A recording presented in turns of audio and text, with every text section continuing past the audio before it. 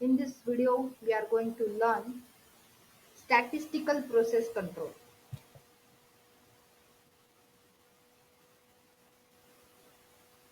So let's see what is meant by the statistical process control. The statistical process control, that is SPC, it is an industry standard methodology for measuring and controlling the quality during the manufacturing process. So, so SPC is a tool going to measure and control the quality during the manufacturing process itself.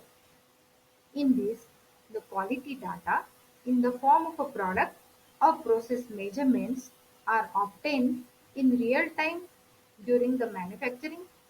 Then, this data plotted on a graph with predetermined control limits. These control limits are determined by the capability of the process, whereas specification limits are determined by the client's needs. This is the flow chart of the statistical process control. Here, firstly, we have to identify the defined processes. After identifying the defined processes, we have to identify the measurable attributes of the processes. After identifying the measurable attributes, we have to characterize the natural variation of the attributes, then track those variations. If it is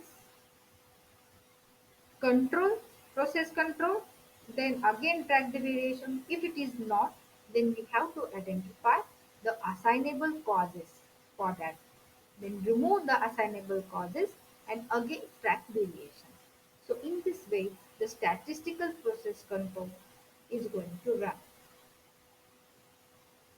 Now, what are the variability in the processes? There are two causes, natural or common causes and spatial or assignable causes. Okay, so it provides a statistical signal when assignable causes are present, then detect and eliminate the assignable causes of variation.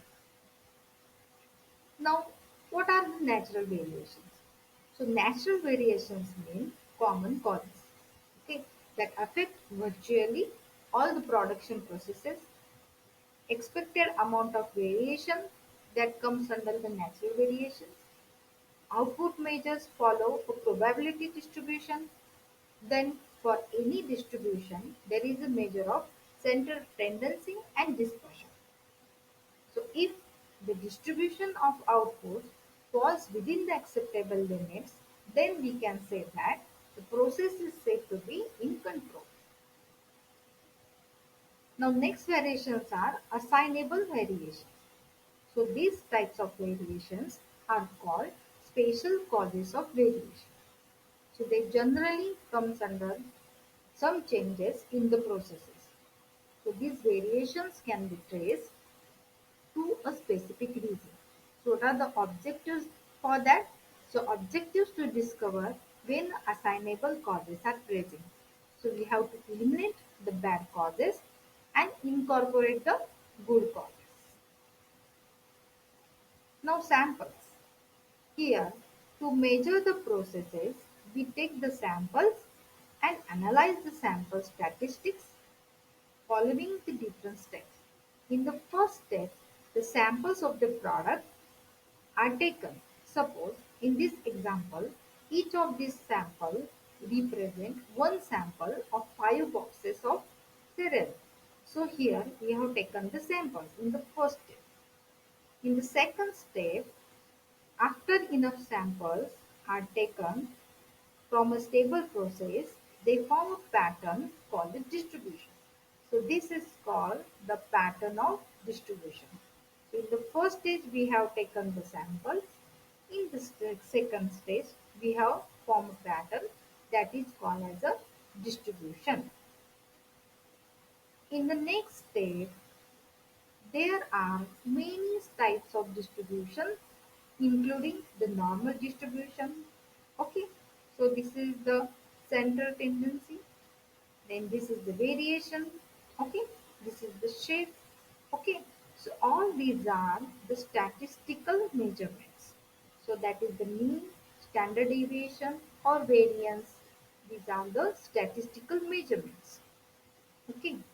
Now next step is if only the natural causes or the natural variations are present, then we can say that the output of process forms a distribution that is stable over the time and it is predictable because these are the variations because of the natural causes and those are stable during the time. So we can predict that variation after time also.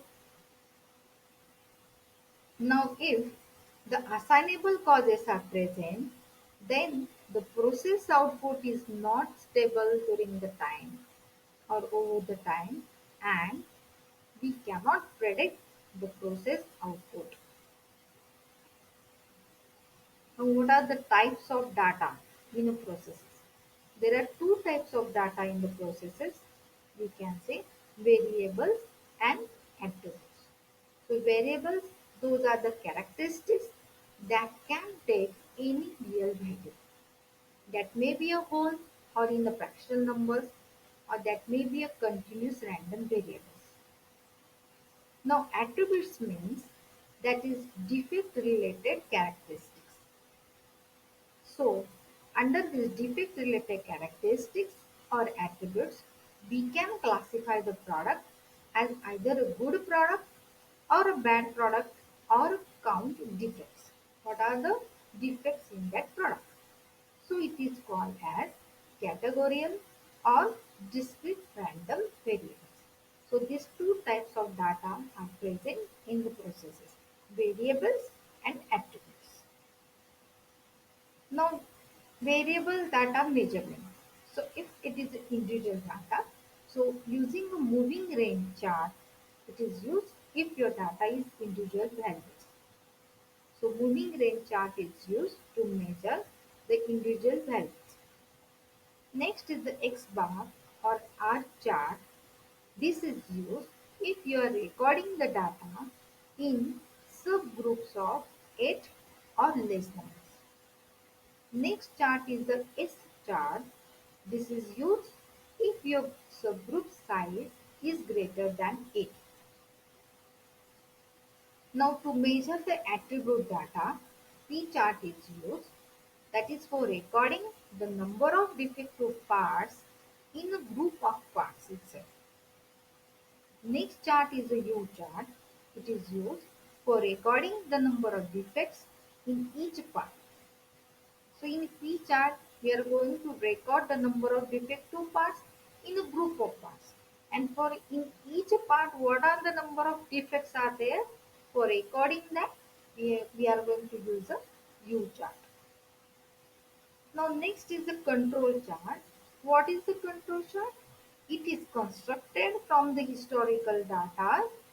The purpose of the control charts are to help distinguish between the natural variations and variations due to assignable causes. So the process control means here in a statistical control and capable of producing within the control limits. So here we can say that all these distributions are within these control limits. Okay, so this dotted line indicates upper control limit and this dotted line indicates lower control limit. So here the statistical control, it is producing within the control limits. Next is in the statistical control, it is in the statistical control but not capable of producing within the control limits because this distribution shows that it is not in a within the control limit. Now next is, see here, the distribution is not controllable and it is not following the control limits. So this is called as the out of control process. Okay, so these are the three types of the process control. Now why use the statistical process control? So we seen that In the normal method, in the normal manufacturing processes, the quality of the product is going to measure after manufacturing the full product.